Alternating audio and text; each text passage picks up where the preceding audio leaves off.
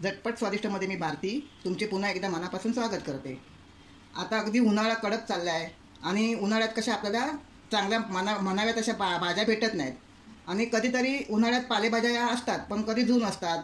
तर मी परवा बाजारात गेली होती त्यावेळेला मला अगदी फ्रेश अशी ही पालेभाजी दिसली आणि मी ती घेऊन आले।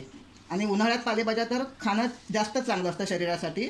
आपल्याला कोणत्याही सीझनमध्ये जरी खाल्लं तरी या भाजीतून आपल्याला शरीराला चांगले जीवनसत्व मिळतात। तर आता ही मी तुम्हाला भाजी आज मी पालेभाजी करून दाखवणार आहे। आता ही पालेभाजी मी काय केली आहे, पहिली जेवायला धुडी आणली त्यावेळेला मी तिला छान असं कोवळे देठं जशी निघतील तेवढी देठं काढून अशी छान साफ करून घेऊन स्वच्छ अशी 3-4 पाण्याने धुवून ठेवली आहेत। आता त्यासाठी कसं लागणारं साहित्य होतं, ही पालेभाजी, हिरव्या मिरच्या, कांदा घेतले ते 2 मोठे मी असे चिरून घेतलेत, ओलं खोबरं, मीठ आणि तेल। ही बघा कशी छान अशी मी मस्त अशी भाजी चिरून घेतली आहे। आता आपण काय करूया, हिला फोडणीला घालूया। आता त्यासाठी मी काय केली आहे, एक छान अशी कढई घेतली आहे जाड बुडाची। आणि कधी पालेभाज्या करायच्या असल्या ना तर अशा कढईतच करायच्या, म्हणजे आपल्याला त्या भाज्या छान शिजल्या जातात। कारण आपल्याला ती वाफेवर शिजवायची असते, झाकण न ठेवता करायची असते, म्हणून अशा जाड बुडाच्याच कढया घ्यायच्या। कढई तापली आहे, तुम्हाला सांगितल्याप्रमाणे थोडंसं तेल जास्त लागेल।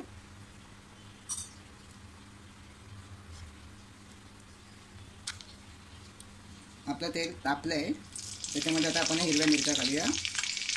मी या 5-6 हिरव्या मिरच्या घेतल्या आहेत। जशी तुमची भाजीची जुडी असेल, कधी लहान मोठीसुद्धा जुडी असते, तुम्ही तुमच्या अंदाजानुसार तुम्हाला जसं तिखट हवं कमी जास्त हवं असेल तशा हिरव्या मिरच्या घ्यायच्या आहेत। त्याच्यामध्ये आता कांदा टाकायचा आहे।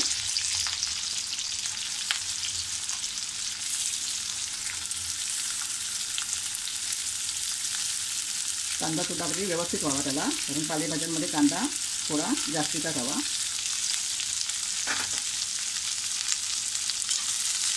व्यवस्थित आपल्याला हे गुलाबी रंग येईपर्यंत परतून द्यायचं आहे।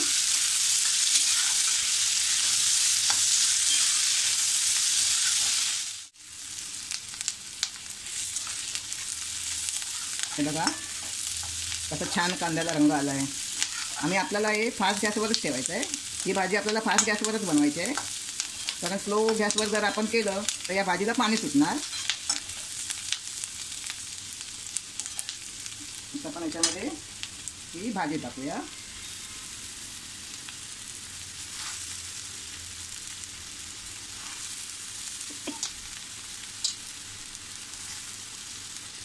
आपल्याला ती व्यवस्थित ढवळून घ्यायची आहे।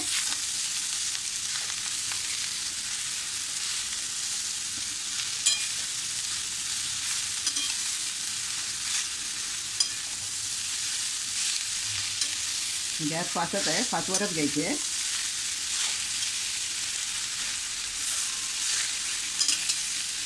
झाकण बिलकुल ठेवायचं नाही आहे भाजीवर।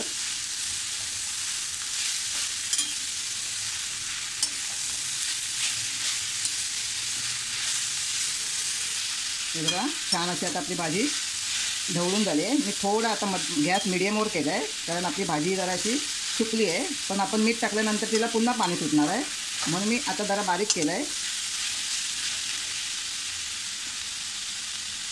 आता मी चवीनुसार मीठ टाकते। मीठ थोडं कमीच टाकायचं, कारण पालेभाज्यांमध्ये स्वतःचंच मीठाचं प्रमाण असतं।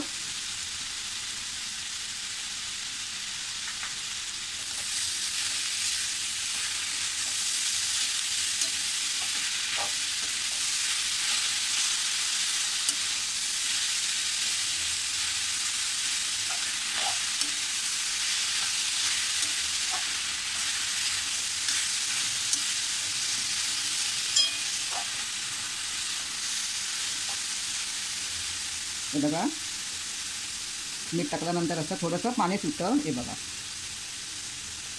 म्हणून आपल्याला आता परत पुन्हा तो साधारण असा मीडियम ठेवायचा आहे।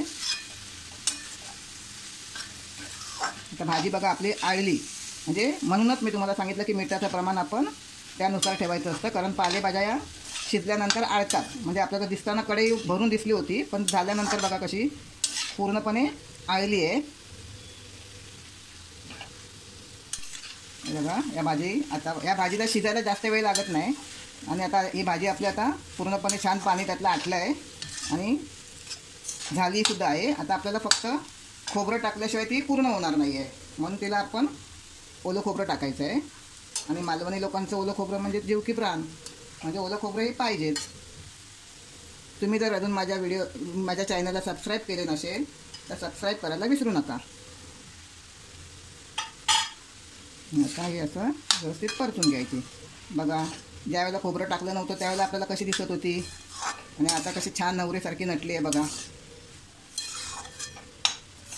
आपली भाजी खाण्यासाठी तयार.